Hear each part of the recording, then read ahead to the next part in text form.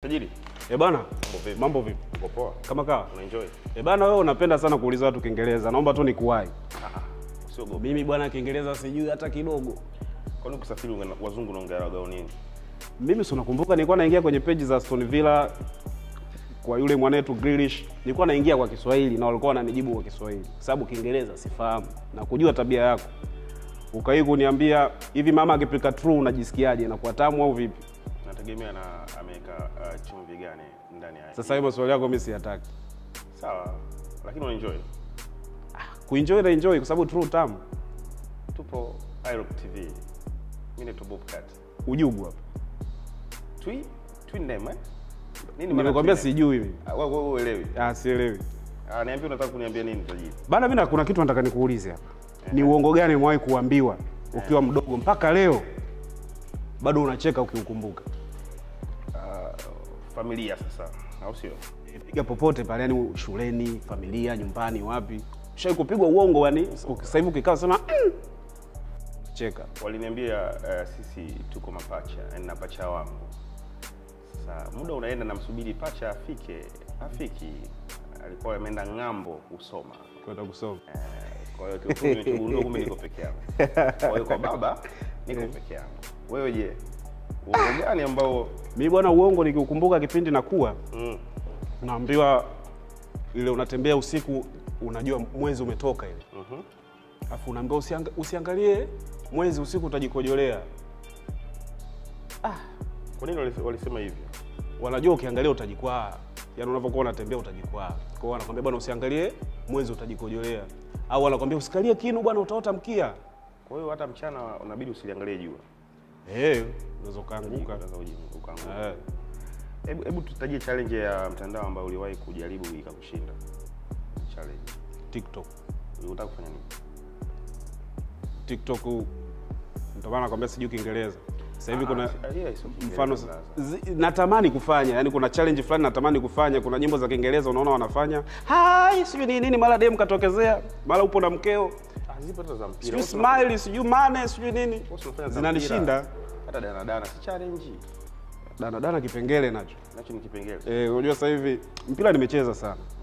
Lakini sasa kwa sasa hivi tushafuga matumbo haya. Unaweza ukazalilika. Kwa nini kinawashinda nini watu wasicheze mpira? Au ni matumbo tu? Maisha. Bana tumejituma sana kucheza mpira. Unajua bongo kutoboa kazi. Kwa hiyo tumejitahidi sana, tumepambana ili tutoboe kwenye mpira ukatukataa. Kwa hiyo baki siku hizi tunauongelea mpira tu. Mimi kinachonishinda kwenye hizi challenge zao ni zile kwamba tap the screen. Ndio unapata vijisenti. Tap guys. Tap guys. Nimejaribu nikapata kama 50 siku moja hivi. Wewe umejitahidi. Lakini sasa ndio ile kwamba unapambana na vijana wako kuanzia asubuhi mpaka jioni. Yani mtu ndo kazi yake kule TikTok. Mambo mimi siyawezi kabisa. Bwana mwanangu. Ni akiba gani ya uwekezaji? Ngoja nirudie. Je, ni akiba gani au uwekezaji gani unaona unafaa zaidi kwa kijana kuanza nao? Akiba ya uwekezaji mara nyingi ni kwenye lile jambo ambalo wanataka kuishi kulitimiza. Unajua kwa inabidi ufuate misingi ya uwekezaji ili uweze kufanikisha lile jambo, si ndio? So akiba sasa nategemea sasa wapi umeanzia. Kama ushaanza kufanya au bado? Ndio. Hapa anasema je, ni akiba gani ya uwekezaji unaona inafaa kijana kuanzia? Yaani kwamba hii akiba au uwekezaji fulani unafaa kijana kuanzia kwamba nataka kuanzia hapa. Tuna akiba ya fedha au akiba ya fedha sawa. Inayofaa kuanzia sasa kwenye kufanya labda biashara, kwenye kufanya kitu fulani. Kijana anatakiwa kuanza nayo. Anza na akiba au unaanza na mtaji? Ni akiba gani au uwekezaji gani unaona kijana anafaa zaidi kuanza nao? Tuanze uwekezaji basi. Au sio? Unaweza kuwekeza kwenye kilimo. Kijana kwenye kilimo? Kwa nini mbona kilimo mnakichukulia poa? Vijana wanawekeza sana kwenye betting. Betting sio uwekezaji. Unajua betting ni biashara? Ni ufujaji. Wewe ukichukua betting kama ufujaji, utaenda nayo kama ufujaji. Lakini betting ni biashara. Vijana wanabeti sana. Sawa, lakini ina riski zaidi kuliko kufanya biashara ambayo inaweza kukusaidia. Haya sawa, umeenda kufanya biashara ya unasema ni uwekezaji wa betting. Haya, umekosa. Sasa kwani kwenye biashara kote unapata? Ndio unapata. Hamna. Biashara zote zinatusua. Sawa, lakini okay, lakini sasa unaona utofauti wa huko ni riski kubwa kuliko upande wa huko. Na kwenye betting mfano una mtaji labda wa 100,000. Unacheza leo 10,000, una 90,000 imebaki. Kwa hiyo 10,000 ikienda, ukiweka tena 10,000 inaweza ikazalisha hela nyingine ukajikuta na laki na 80,000. Nisikize kijana. Kufanya biashara zilizoeleweka, achana na betting. Lakini betting inakuwa biashara yangu ya pili. Kama kijana ya kwanza wewe endelea na wewe ungefanya hivi kweli kwenye maisha sasa hivi unaanza betting kweli? Kijana lazima uanze kwanza kubeti. Hapana, sishauri. Kama rafiki yako angepotea leo, kitu gani utakikumbuka kutoka kwake na kwa nini? Kama rafiki yako akapotea tu papo leo, kitu gani utakikumbuka na kwa nini?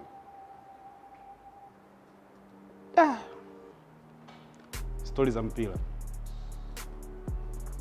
Unapenda sana mpira? Napenda sana mpira. Kwanza ile maneno unatoa gapi?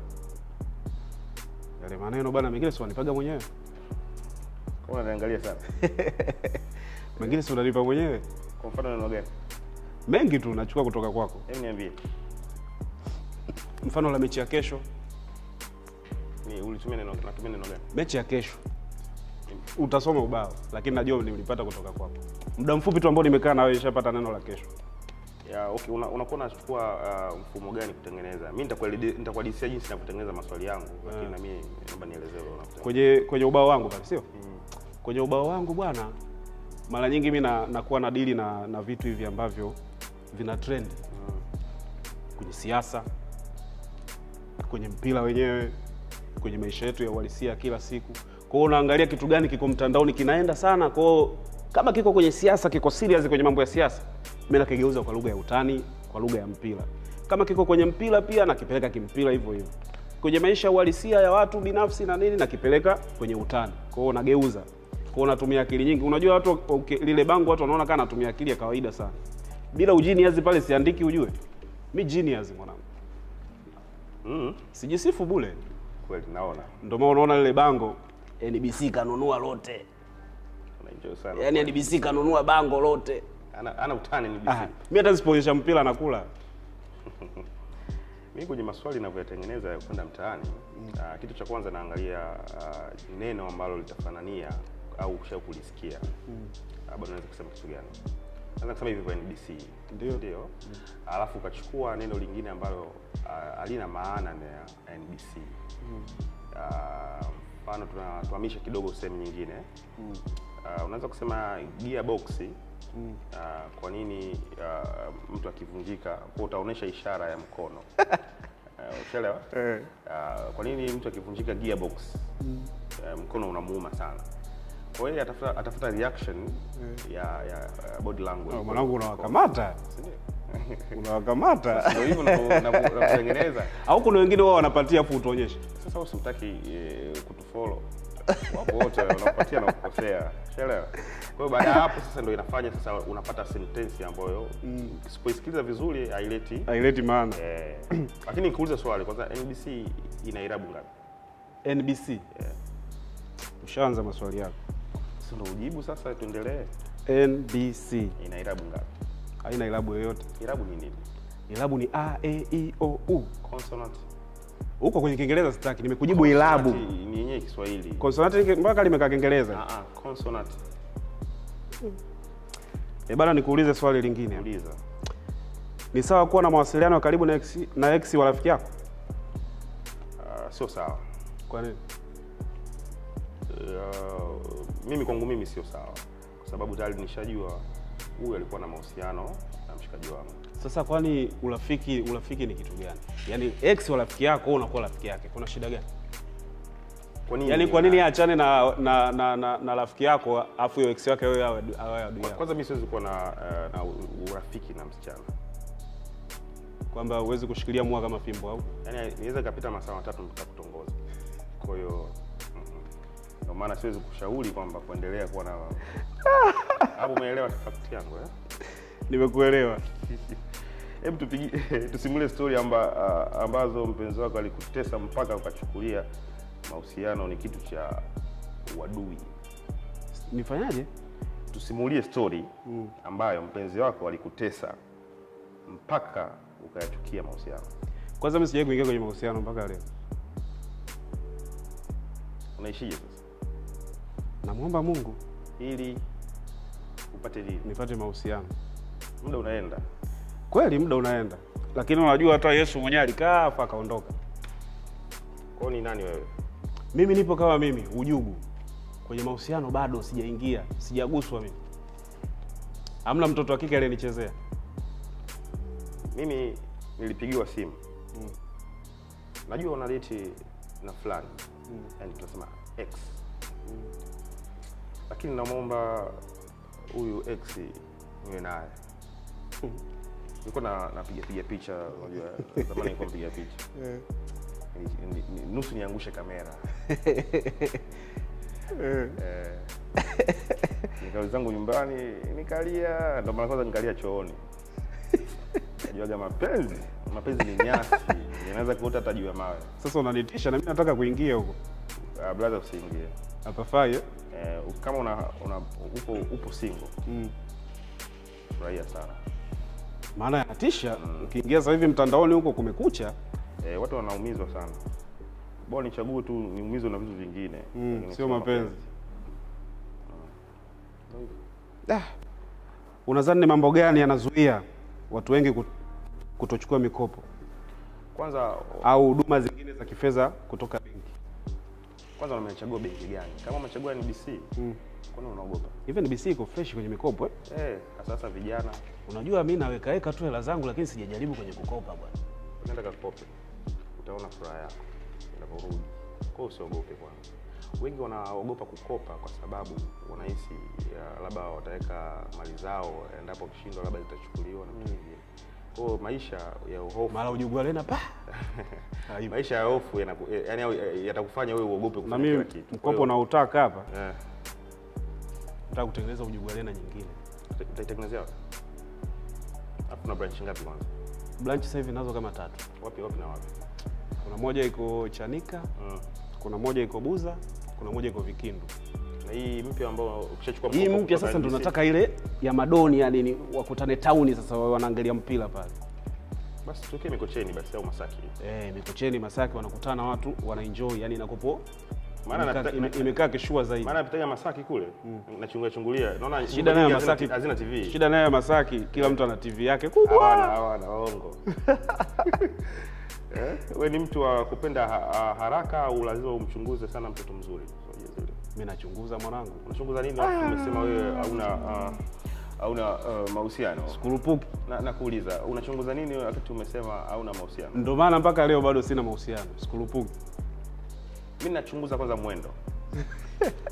Unajua huyo mtu tunatembea naye. Alikuwa anatembea vibaya.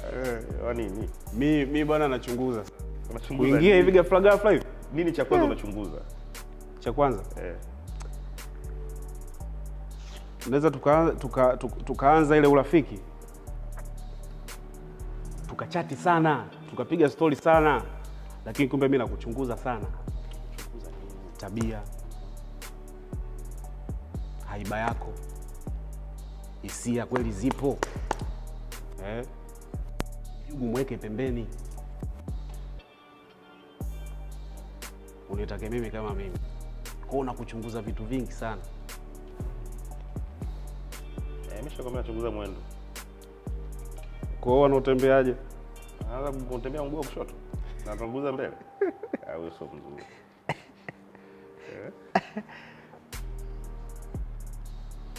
Nikupiga lingine? Twende kazi. Ni kosa gani kubwa zaidi kuwahi kusamehe katika mahusiano? Ilikuwa ngumu kiasi gani? Hamna kosa nisha kusamehe. Hujawahi kupata kosa kubwa kwenye mahusiano? Mimi kusamehewa au kumsamehe huyo mtu? Ni kosa gani kubwa zaidi kuwahi kusamehe? Na maana wewe kuwahi kusamehe katika mahusiano ilikuwa gumu kiasi gani kulisamehe hilo kosa? Yaani nilishindwa kulisamehe. Yaani kosa hilo ni kosa gani kubwa zaidi kuwahi kusamehe? Yaani alikutendea kosa, ukamsamehe. Ndio. Lilikuwa gumu kiasi gani kumsamehe? hiyo gumu kiasi gani kumsamehe, hiyo nahisi ndo kama sentence ilikosewa hapo. Hii hapa bwana Jason. Wewe endelea. Ilikuwa ngumu kiasi gani mpaka ukaamua kutoa msamaha? Mimi sijai kusamehe. Kwa hiyo unaacha kila siku?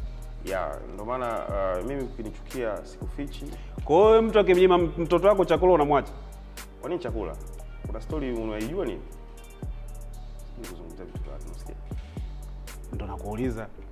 Papa kamnyima chakula unamwacha? Nisikilize basi. Hebu rudi hilo swali. Kosa gani kubwa zaidi kuwahi kusamehe katika mahusiano? Ilikuwa ngumu kiasi gani? Sijawahi kusamehe.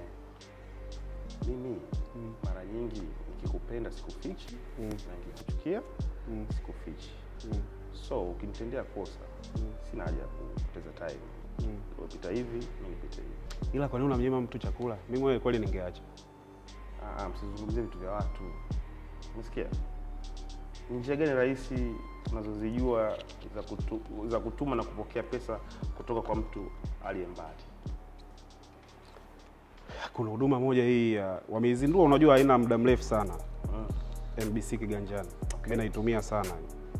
Alafu nilichokuja kugundua pia makato yake sio makubwa. Yaani ni shwa hata ukija kuangalia salio uone kabisa kama eti kuna makato, sijui alikatwa, sijui ilikuwaje. Mimi natumia sana NBC Kiganjani. Sababu kwanza inanirahisishia vitu vingi. Nenda kwa wakala sijui ukajaza hela. Unamtumia mtu hela. Naona kama inakuwa ina usumbufu, lakini NBC Kiganjani ina maana mimi nikishapata kibunda changu mimi sasa hivi hapa. Pap nakitia kwenye account. Baada ya kukitia kwenye account sasa ndo zile sumu zinazoanza kunipiga ndui zile. Basi mimi nakuwa na deal nazo, nipo home tu nimetulia. Ni chwa nimehamisha. Bwana mdogo wako kameza shoka. Chwa. Natuma. Mdogo. Kwa hizo ndo njia unazozijua za kutuma. Mimi natumia sana NBC Kiganjani. Yaani na kupokea pesa. NBC Kiganjani mimi inanisaidia sana. Alafu sijui mara imeganda hewani. Hamna hayo mambo. Yaani unaweza kuwa unatuma sasa hivi hela ya umuhimu afu unaambia eti imeganda hewani subiria masaa 72. Sasa masaa 72 imekuwa bodi ya ligi hiyo. Ndio maana nakwambia kigusa. Ukigusa himo. Yaani kila ukigusa himo wewe unaambiwa eti subiria masaa 72. Wewe hela yangu tena naanza kusubiria masaa 72. Hilo limenitokea juzi hapa. Tena ngoja bwana. Hilo limenitokea juzi bwana. Nilikuwa nalipia huduma ya nionyeshe mpira bandani, DStv. DStv nilikuwa nalipia $165,000. Nipate extra view kila kitu, compact plus yale. Nionyeshe mpira wa UEFA. Oya, sio masiala ujue. Kuna mtandao mmoja wa simu ukanizingua. Nilikuwa na hela kuna mtu nilikuwa namdai kaniwekea hela kwenye simu. Nikasema hii inaanza nayo. Nilipie compact. Taa iko hewani. Watu washaja. Mpira uko bado. Mimi wanafanya maandalizi mapema. Kama saa hizi. Taa iko hewani haijafika. Piga simu DStv wanaambia hela haijaja. Piga simu wale jamaa wanasema kweli ipo huku kwetu iko hewani. Sasa hela yangu mnaikaje hewani? Unafanya maamuzi gani baada hapo? Ndio nikarudi kwenye NBC Kiganjani. Hata nikikuonesha nikarudi inazingua vipi? Ta. Weka nanili pale account number, weka kiasi. Yaani ukiwa unaweka namba ya siri hivi, Ronaldo kule unasikia anapiga shoot. Chap kwa haraka. Unaenjoy sana tajiri. Kama ulichelewa kuijua. Ile hela nimeifuatilia masaa 72 mpaka nampigia mzee Mguto. Sawa, niambie tajiri yangu. Bwana, ni changamoto gani kubwa uliwahi kupitia lakini ikakujenga kuwa imara zaidi? Kupoteza fedha. Kiasi gani? Umeanza kushika hela muda mrefu? Nilikuwa na miaka 19 ndio nilishika hela. Kwanza kubwa sana. Siwezi kuitaja lakini ilikuwa kubwa. Uliuza nyumba nini? Amna. Vitu vya kawaida. Miaka 19 hela kubwa? Kubwa. Sasa imekuaje hujawa kama mopo kama mimi sasa hivi? Hiyo ndio nakodisia sasa. Twende. Sasa ilinifanya nijifunze kwamba kunirekebisha kwenye mifumo ya fedha kwa sababu ya kupoteza na kutokuwa na budget ya kifedha. Kwa hiyo ikanifanya ni shuke. Sasa hivi ndo nimerudi kidogo kwenye game. Nashukuru sana NBC kunirudisha kwenye game. Pole sana. Asante sana. Mapenzi itakuwa. Hapana, mapenzi haiwezi kuchukua langu nyingi hivi. Ni vitu vingine. Sasa vile vya kubeti. Mimi bwana hela sijai kupata. Unajua kupata hela kubwa kama hiyo ya kwako? Anapata tu hizi ndogo ndogo hizi. Ndogo ndogo shilingi ngapi? Shilingi ngapi? Boksi 2, boksi 3. Kwa hizi hela nyingi hizi kama unazosema wewe ambazo natamani sana nizishike siku moja. Mimi nizishika zipoteze kama wewe. Sasa wewe si mjanja. Umuje mjini tayari mambo yashabadilika. Unanikumbusha rafiki yangu mmoja. Anakuambia mimi siwezi kununua simu ya milioni. Siku hizi ana macho matatu. Hivi nakuona kwa nini watu ambao ukiwa una hela ukiambia kitu ni milioni 6 au 7 unaanza kubisha kwamba siwezi kununua. Alikuwa anabisha huyo. Siwezi. Sasa hivi ana macho matatu. Yaani kila kisikia zimetoka mpya anaenda kutop up usijua nini. Imagine unatafutwa lakini hujui. Mtego gani ukiwekewa lazima ukukamate? Wananitafuta afu sijui. Mtego gani ukiniwekewa na nikamata?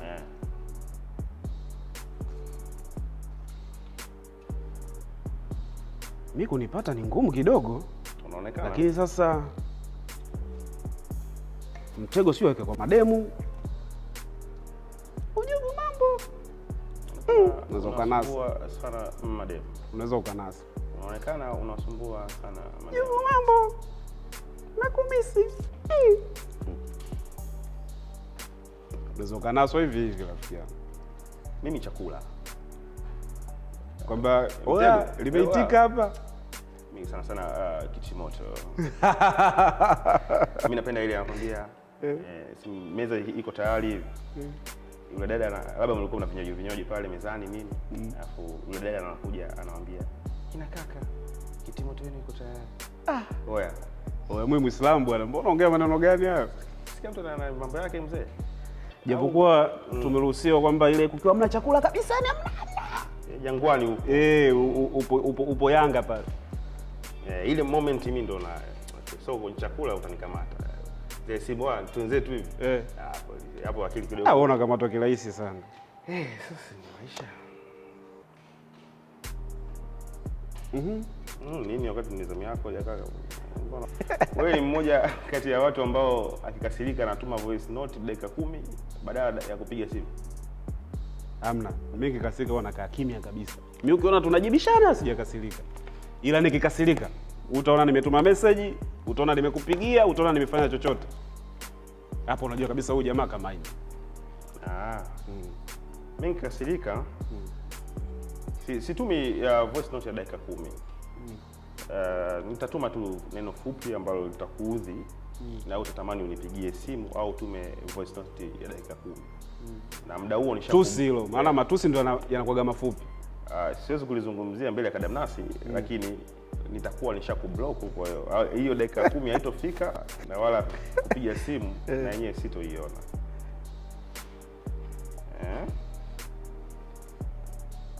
Bana, tutajie msanii mmoja wa comedy, maigizo na mwanamuziki chipkizi ambaye ulipomuona kumsikia kwa mara ya kwanza ukasema huyu jamaa ni 1 in a million. Mario. Nilipomsikia kwa mara ya kwanza tulikuwa Mburahati.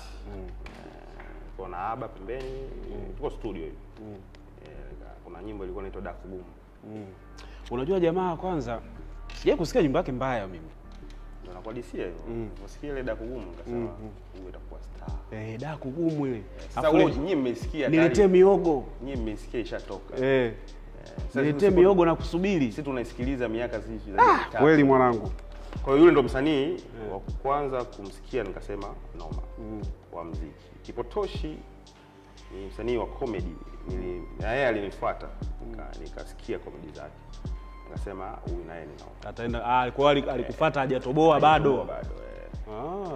Naye noma. Msanii gani mwingine tumemwacha hapo tumalize? Aina yani. Aina hapa kuna comedy, maigizo na mwanamuziki. Maigizo kwa kweli sijapata bahati ya kukaa na wao karibu sana. Kwa labda nikute tayari washaigiza, zishatoka ndo naweza nikaona. Kwa upande wako wewe vipi? Kwa upande wangu mimi hamna.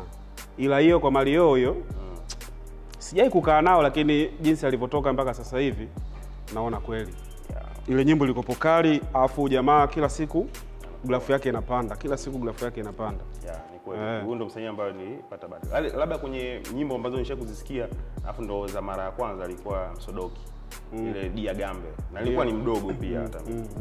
Kwa nilisikia tu hii nyimbo kali. Huyo mtu. Huyo ndo mtu ambaye alinitisha. Niliposikia. Mimi kuna msanii wangu namkubali anaitwa Maarifa. Maarifa noma. Lakini sasa Madii naye anazingua sababu unamsimamia msanii afu atoi sana nyimbo. Hamna. Anatakiwa anatoa nyimbo, sisi washabiki wake tunamkubali ziende tu tunazisikiliza. Sasa unakuta wanakaa muda mrefu. Kila kitu ni strategy. Sijui anakaa tu kwenye ile daraja la Manzese pale. Wewe mpaka umeona imetokea hivyo, basi kuna safari ilianza. Sasa unajua Madii hajasoma sana. Kwa nini hajasoma? Alikuwa unajua ile daraja la Manzese si tulikuwa tunapigia picha sisi zamani wa Kongo Dar es Salaam. Unaonekana unapenda sana. Alikuwa haendi shule. Akikaa kwenye ile daraja pale juu, anasubiri wenzake wakiwa wanarudi tena, wanapita kwenye daraja ndio wanarudi nao nyumbani. Wewe mtu wa maeneo karibu nini? Nani? Wewe. Maeneo ya yule yatamka. Manzese. Unaishi hapo. Mimi sio tu kukaa Manzese, mimi napenda kukaa Uswahilini. Kwa nini? Msanii kuna nini Uswahilini? Napenda sana maisha ya Uswahili. Mimi si Mswahili. Unaonekana. Una mdomo. Napenda sana maisha ya Uswahili. Ikitokea unashiriki shindano la kuchekesha bila kuongea, mbinu gani ungetumia kuhakikisha unashinda? Yaani natakiwa nichekeshe bila kuongea. Nishinde pambano. Ushinde pambano. Au hata usiposhinda lakini audience ifurahie.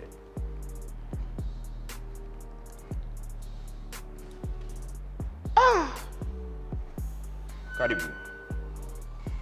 Ni ngumu kuwachekesha watu bila kuongea.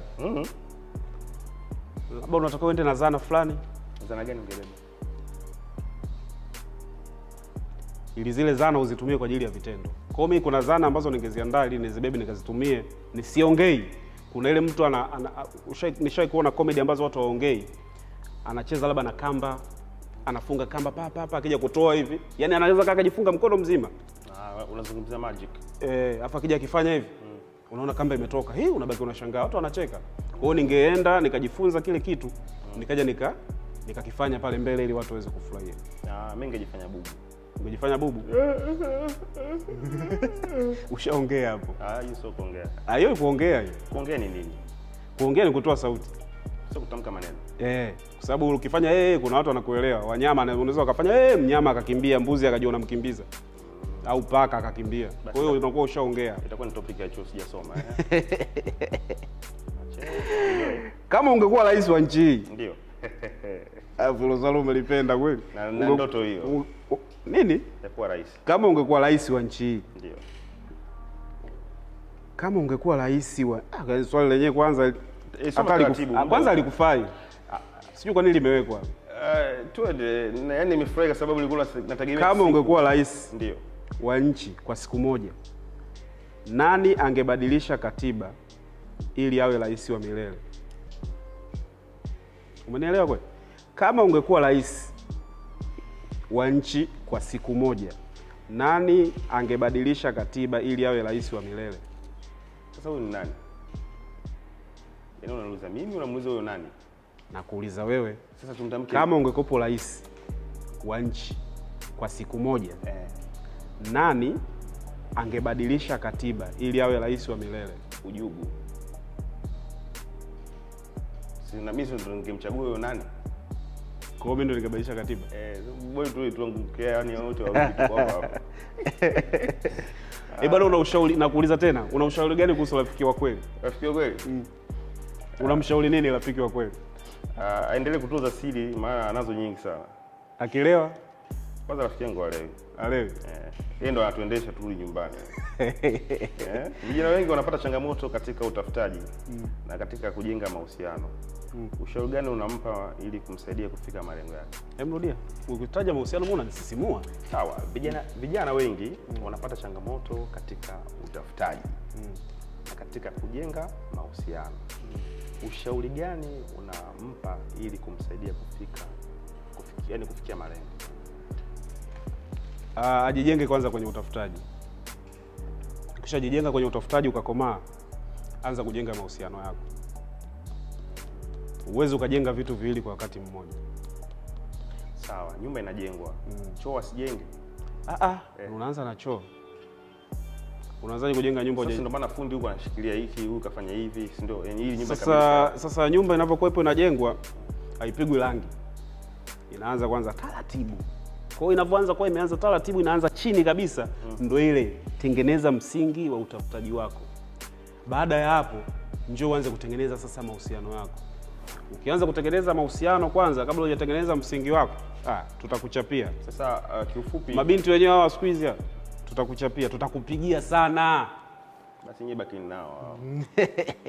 Kwa hiyo tengeneza kwanza ili uwe una uwezo kumwambia mtu uko wapi. Kweli. Mimi naona unafanya nini? Mimi naomba tutumie. Sio unampigia simu mtu uko wapi, unafanya nini hapa akikwambia nitumie hela ya kula una. Mimi naomba tutumie jibu lako hilo hilo. Sawa. Mjomba ni mama. Una utamaduni gani wa Kiafrika unaupenda na usingependa upotee kabisa? Kunywa mbege. Sasa huo ni utamaduni wa Kiafrika au wa kabila moja? Ni Afrika. Mbege ni Afrika. Labda wewe tu waje kwambie. Wewe mnaojenga nini? Sababu mbege wanakunywa Wachaga tu. Kwani Wachaga sio? Sababu makabila mengine si ukituambia tunywe hatuwezi. Utamaduni gani wa Kiafrika ambao unaupenda na upende upotee? Utamaduni wa Kiafrika unaupenda na usipende upotee. Yaani utamaduni upo Afrika. Sasa unanitajia utamaduni wa kabila moja, mimi naweza nikawa Mzigua nikashindwa kunywa mbege. Pole. Huo sio utamaduni wa Kiafrika. Hebu tajie tamaduni za Kiafrika unazozijua. Inawezekana mimi unataka unaongea kwa sauti inaonekana mimi. Haya, hebu tajie tamaduni za Kiafrika unazozijua ili tuchague kwenye hizo ambazo kufanya mapenzi. Hiyo sio tamaduni. Utamaduni kila mtu anafanya. Hizo ni na Waafrika tunafanya kweli kweli. Ujugu na shida. Unaamini katika kusevu, kuwekeza au kutumia pesa ili ikuzoee? Karibu. Hapo mimi naamini kwenye viwili. Kusevu na kuwekeza. Hii kutumia pesa ili kuzoea? Siamini sana. Mimi naona tutumie pesa ili kuzoea. Alafu ikisha kuzoea ndio save. Nitaisevu na kuiwekeza. Hapana. Save na kuwekeza. Na sasa hivi mfano NBC wana huduma zao za kusave pesa. Hivi wanaanzia shilingi ngapi? Kiasi chochote kile ulicho nacho. Hata buku kuna save. Kuna akaunti zao zile kuwa nasi. Kuna malengo, zipo akaunti kibao ambazo una uwezo ukao una save pesa zako kama kuwa nasi, unahifadhi mzigo. Inaanzia umri gani? Umri wote. Hata mimi mzee? Alafu kuna nani ya watoto ile. Kwa hiyo mtoto anapokuwa toka mdogo, hata akizaliwa leo hii. Unaanza kuwekea. Unaweka mzigo. Unaweka pesa, mtoto anaenda anakuwa maada manini yanatoka kule. Kwa hiyo mtoto anakuja anakuwa baadaye kuna kikadi fulani hivi unapewa kina namba yoyote mzazi ndo unapewa. Kupi ile kama ya kwetu sisi. Kupi kama ile nyingine.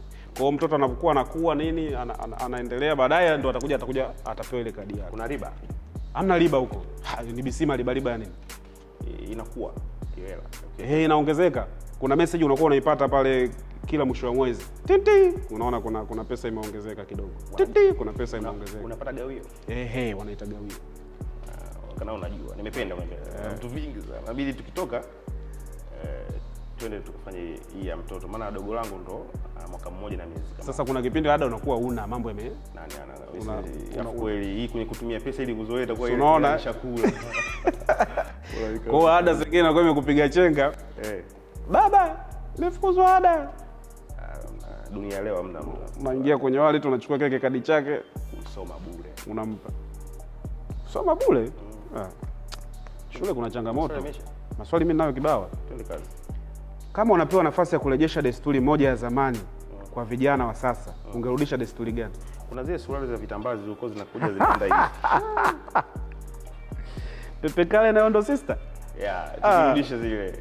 Kwa sababu sasa hivi vijana naona kama desturi zirudi, nywele zifugwe. Juzi nimeona picha Diamond na bonge la suruali hivi. Zile zirudi bwana, zirudi. Kaptula lile. Liko hivi. Na kuna challenge moja nikana iona Twitter yule mchezaji mmoja yule Mtibwa wapi yule? Yupi? Watu wakawa wanamkata miguu hapa. Kiukweli mimi mpira mimi sijui.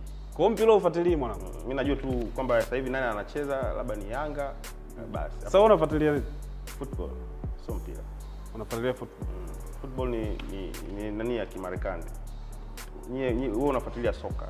Mimi nafuatilia sana soka. Kwa hiyo ndo nataka ile mabukta yale yarudi. So ni swala za vitambaa zime nani?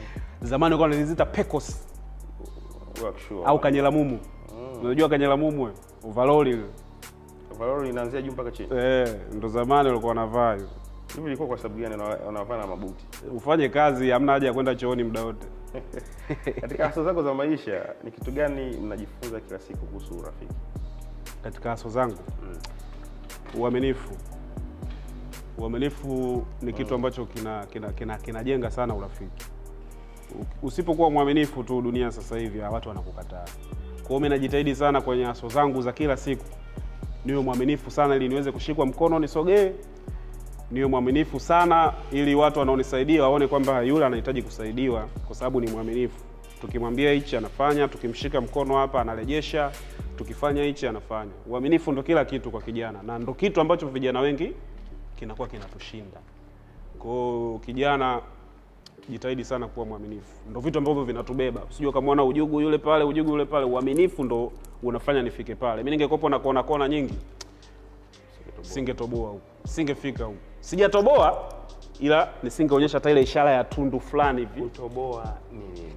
Kutoboa ni ile umetoboa kweli kweli. Ni nini yani lakini mimi bado niko njiani. Unamsikia Mbosso anaimba kilomita 6. Yaani ndo niko kilomita 6. Ukifikia kiasi cha shilingi ngapi ndio utajisi umetoboa? Nimpite Mo.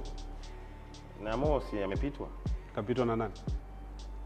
Na Chief Goodlove.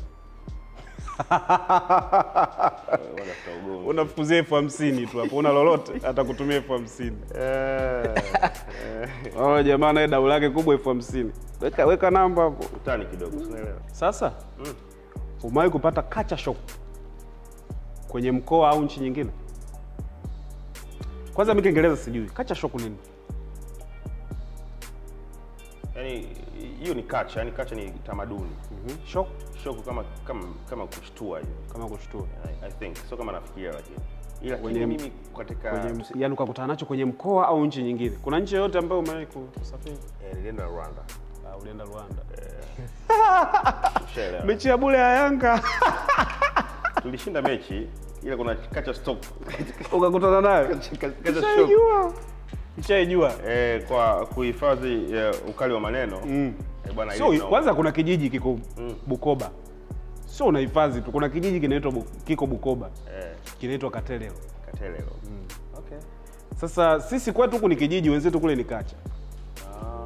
Umeona hapo? Sisi huku ni kijiji kinaitwa Katelelo. Wenzetu kule kacha. Na ukiingia pale kwenye vyumba vyao vya lodge vile, uko unaweka vitanda viwili. Wanaweka vitanda viwili kwa ajili ya kimoja mlale, kingine Katelelo. Na wameandika utawala Katelelo pigia chini. Hapo kama vinakoga na plastiki. Wanakoga na lala watoto nani Tuendelee. Ukipewa nafasi ya kuedit personality yako, vitu gani ungebadilisha? IT nini? IT mimi najua gari za kwenda Rwanda. Wewe usikiliza basi. Ukipewa nafasi ya kuedit sasa personality yako, mimi hii sasa Kiingereza ndo ujui. Inabidi unielezee, ndio maana nakwambia IT mimi najua gari za kwenda Rwanda. Personality ni nini? Swali kigumu. Personality ni kuhusu wewe, I think. Hapo nakupata. Ushaanza kunipata? Ukipewa nafasi ya kuedit personality yako, vitu gani ungevibadilisha? Yani mimi kama mimi kitu gani ningekibadilisha?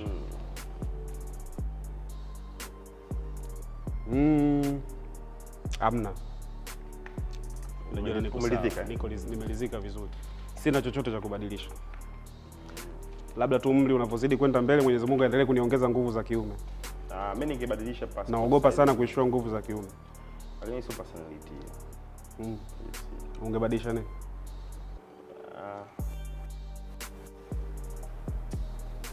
Baba jina. Ulipewa jina gani? Jina fulani hivi. Kama mtu akikutumia hela anahisi anamtumia deni. Ndio hilo jina langu leo. Sasa leo unabadilisha unaenda mahakamani? Sasa kwa nini uende? Kuna hapa. Mimi nilikuwa fulani, sasa hivi nahamia jina fulani. Mbona rahisi tu hapo? Hamna kinachoshindikana hapo, kabadilisha hilo jina. Sio kwa nini waliniita ile. Lakini poa, haina no. Ciao. Au ulikuwa na pacha wako? Maana ulisema uko na pacha wako. Majina ya kizungu tu hayo. Huku tunapoenda huku. Tayari kila utachanganyikiwa taratibu. Na sasa hivi tunaingia kwenye Kiingereza. Nakutajia sijui slang. Twende kazi. Za Gen Z. Wewe unitajie maana yake. Mbona kama uko speed sana? Hem angalia karatasi zako vizuri. Ndo hapa nilikofika. Inabidi wewe mwishoni. Hata mtu kienda kukimbia unakuwa. Hii ya mwisho hii. Hii ndio kwa mwisho. Mtihani wa mwisho ukuwepo. Yaani kwa hiyo pepa ukimaliza uliweka hivi zote. Acha. Hii mtihani wa mwisho ukuwepo. Hii ndio ya mwisho. Namba shina ngapi hapo? Namba 30. Hapana, umewahi bwana. 30 ni huko. Tafuta namba 24. Namba 24. Bwana. Blaza. Hamna 24 hapo? Mimi 24 nishakuuliza utamaduni wa Kiafrika. Unaupenda na usingependa upotee kabisa. Nishakuuliza. Basi ngoja mimi nikuulize mimi kwanza. Hayo ngoja kwanza. Haya. Ni kitu gani kinakuvutia zaidi kwa mwanamke? Nimekutana naye ghafla. Yaani kilichonivutia kabla sijapenda, sio? Kwa mwanamke. Mimi rangi kwanza. Mweupe mwanangu. Kabla ya kuangalia kwamba ni mzuri au yukoje kwanza rangi. Alafu ndo inafuata sasa uzuri, tabia. Sijui kapita ni muangalia nyuma, sijui nini, lakini naanza rangi. Hebu wewe niulize nini? Kwa wewe kitu gani kinakuvutia? Sasa uliza vizuri ili kitu gani kwa mwanamke umekutana naye kinakuvutia? Mimi navutiwa na pua. Pua? Kata pua unge wajii. Akikatika pua tatumia mdomo. Kwa hiyo shina ndio ushaniuliza. Mimi uko nishapita. Unafikiri kizazi chetu kimepoteza maadili au mabadiliko ya kidunia? Mimi kizazi changu kwanza ninacho. Wewe unafikiri kizazi chetu kimepoteza maadili? Kizazi chetu hiki cha Kiafrika au Kitanzania kimepoteza maadili au mabadiliko ya dunia? Hamna, hajapoteza maadili. Ni mabadiliko ya dunia. Dunia inakwenda kasi sana. Yaani hii dunia tuliyopo mwanangu inakwenda kasi sana. Kwa hiyo huwezi kusema kimepoteza maadili, sisi tuishi kama alivyokuwa anaishi ile miongala. Kwani ile miongala kwa naishi? Tutakuwa tunadanganya. Yale maisha yao ya kipindi kile waliokuwa wanaishi. Tutadanganyana. Yaani sisi tunaenda sasa hivi na dunia jinsi inavyotaka kwenda. Kwa hiyo ukisema kwamba eti tumepoteza maadili, hapana. Ila wewe umri uko umekuacha na hii dunia tuliyopo nayo, lazima utaona tumepoteza maadili. Mimi na wewe pia sasa hivi umri wetu tuliopo bado kidogo tutaanza kuona vijana wale wa 2010 wale kama wanazingua kama wanazingua. Kwa hiyo ndio jinsi inavyokuwa. Tutaanza kuona kama wanazingua, lakini sisi sasa hivi tunajiona tuko sahihi. Babu zetu huko, baba zetu wanatuona sisi tunazingua. Kwa hiyo ni jinsi tu dunia jinsi inavyokwenda. Dunia inakwenda kasi sana. Na vijana kweli sasa hivi mabadiliko yamewafanya waweze nao kubadilika. Exposure au urahisi wa kupata taarifa na kujifunza ndio kumesaidia vijana wanasubutu sana sasa hivi. Siku tunabidi sasa ukane kitabu usome. Nyambali Jabwine. Lakini sasa hivi wakikaa na smartphone utaona YouTube vitu vingi. Anamaliza kila kitu. Mimi Brown nimekuja kumjua miaka mingapi mbele baada huko, lakini mimi alikupa kitambo. Ni vitu ambavyo kweli hatukuviona, lakini sasa hivi wanaviona mapema. Wanaviona mapema sana. Kwa hiyo ni maisha tu. Haya, karibu na wewe pia. Jambo gani la kimaadili ulijifunza ukiwa mdogo ambalo bado unalishikilia hadi leo? Jambo gani la kimaadili ulijifunza ukiwa mdogo bado unalishikilia hadi leo? Kufanya ibada. Nijifunza nikiwa mdogo sana. Tunaona wazazi wanaswali, wanafanya ibada, wana hofu na Mungu. Kwa hiyo na mimi kile kitu kikanifundisha nikiwa bado mdogo. Kwa hiyo kama wao ningewakuta hawana hofu yoyote na Mungu, wapo tu, na mimi ningekuwa hivyo yani. Hata kama ningekuwa mkubwa mpaka sasa hivi naweza kuwa ingekuwa ngumu sana labda kubadilika. Unajua sisi wazazi ndio wanaanza kutujenga kwanza. Mzazi anaanza kukujenga kwanza, hichi kibaya, hichi kizuri, fuata hichi, fanya hichi. Kwa hiyo unajikuta unaenda hivyo hivyo. Mimi mara nyingi ilikuwa ni kwenye utafutaji, maana maduka yalikuwepo.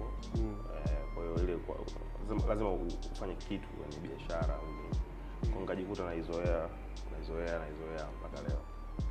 Ndio kuna kupata kukosa kuanguka. Kwa hiyo mtafutaji kweli yani kitambo sana. Miaka 19 una hela nyingi kweli, nakubali. kweli Mungu alisaidia. Ndio hivyo. Kwa hiyo maisha yanaendelea. Unaweza kuishi bila simu kwa wiki moja? Wapi? Jibu kwa uaminifu. Hiyo mimi nimeshindwa hiyo. Kamera zinatuona na Mungu Baba anatuona. Wiki? Mimi nakumbuka bwana, simu yangu ilizingua. Ikapiga chini. Yaani kama ukiandika mambo inaweza kaandika bonge la jambo hapa, afu ikamtumia mtu hapo. Nilichanganyikiwa. Wewe wiki utoboi? Stoboi. Kuna kipindi fulani kulikuwa sisi tulikosa internet, unakumbuka? Nakumbuka. Yaani hata kama internet hiyo hamna, mimi simu yangu niwe nayo. Utapiga hata picha. Mimi ile tu nilichanganyikiwa yani. Hivyo. Ile tu simu ninayo, internet. Kumbe wewe mwenzangu. Simu muhimu bwana. Mimi bwana kaliweke kisiwani yani. Usinipe chochote. Wewe nipe simu. Nipe simu na uhakika wa chaji. Usiniwekee hata mwanamke, niwekee hata sabuni na simu yangu. Mimi na enjoy kabisa, maisha yanakwenda vizuri. Yaani hata usiniwekee msosi, nipe simu yangu na sabuni. Mwanamke sitaki. Kwa nini unapenda sana sabuni? Nimekwambia ukinipa simu sasa nioge. Okay. Beti bana, tumekuja kwenye lugha ya majahazi. Hii lugha bwana alikuja nayo Vasco da Gama. Miaka ile. Haina shida. Katoka nayo huko mpaka Bongo. Lugha ngumu sana, mimi inanishinda. Hata mwenyewe inanishinda. Nakutajia slangs za Gen Z. Wewe unitajie maana yake. Bet.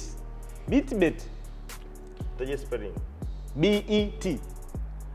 Itakuwa tuzo hiyo. Maana yake si ndio tuzo? Kapwelayo. Ndio nini? Kapu ni nini? Kikombe. Ya chai. La. Muongo. Slampus, you sleep. Slump. Ni kucheka na mtu. Hii lugha mimi siwezi. Basi unisikize mimi sasa. Flex. Yani flexible. Hiyo umeongeza sasa. Na kwa flexible. Vibe. Hii ya mimi naweza. Vibe. Yani omba na vibe. Au sio maana yake? Ndio maana yake. Kweli? Kwamba na vibe. Ile vibe ni mambo yako buruburu. Shwari. Kweli bwana, moodi. Moodi lakini sio mo. Ushamaliza? Mimi nimemaliza. Low key nini tena? Low key. Ukiambia low key, unapata picha gani? Low key. Low ni kitu kama kinaisha hivi. Alafu key funguo. Mwalimu wako alikuwa wa hesabu alikuwa nani? Sasa kwa nini maswali ya hesabu? Wewe unaonaje?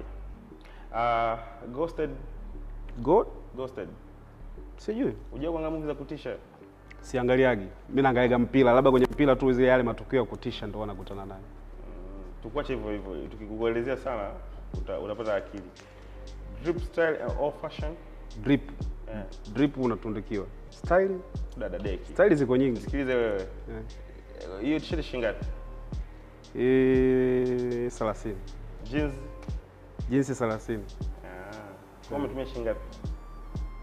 60. Nimepigwa. Inategemea umenunua wapi.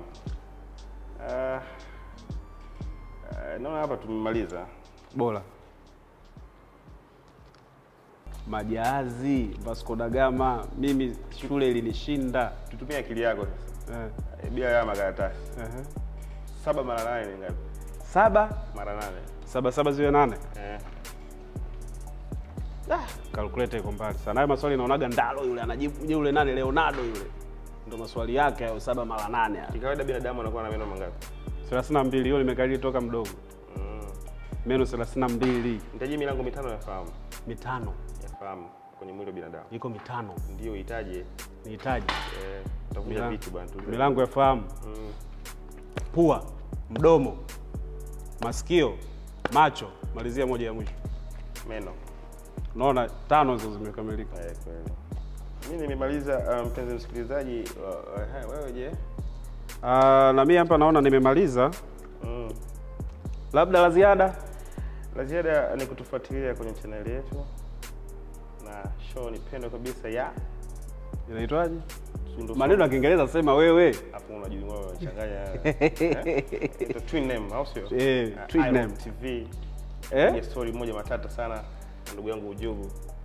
Bana Ujugu hapa. Nilikuwa na ndugu yangu hapa. Tukipiga story 2-3 maswali magumu kwa mepesi, tukibadilishana mawazo, tukielekezana kuhusu maisha. Tumemaliza maswali yetu, najua utakuwa umeenjoy na umejifunza kitu chochote kutoka kwetu. Umefly, umecheka, umejifunza, kuna kitu umeokota cha kuondoka nacho. Ujugu hapa. Lakini una chochote umekisahau kwenye NBC? Chochote kile. Kwenye NBC ambacho nimekisahau? Nataka kuambia. Ambacho nataka niwaambie. Kipo. NBC bwana wanaleta lipa namba. Eleza kwa utaratibu tuelewe. Lipa namba ni ile huduma ambayo unaweza ukaenda sehemu hauna cash. Alafu una pesa kwenye simu. Na hata kama itakuwepo kwenye line yako yoyote ya mtandao wa simu. Yoyote ile line yako ya mtandao wa simu unayo. NBC wanaleta lipa namba ambayo una uwezo wa kufanya huduma yoyote. Kwa hiyo umeenda pale Ujugu Arena, Ujugu Baba Shop. Umeenda Ujugu Arena kuangalia mpira. Bana sina cash na hela kwenye simu. Lipa namba unaikuta pale Ujugu Arena, unafanya muamala wako, unaingia kuangalia mpira, unafanya muamala wako, unaingia kunyoa. Njoo nyoe bwana Ujugu Baba Shop, unaona nywele zilivyokaa ovyo ovyo. Nitakuja. Pale sisi tunanyoa tu kunyonyoi. Karibu sana. Nataka nikuulize swali moja. Katika alcohol na pombe ipi inalewesha? Vyote kwa pamoja.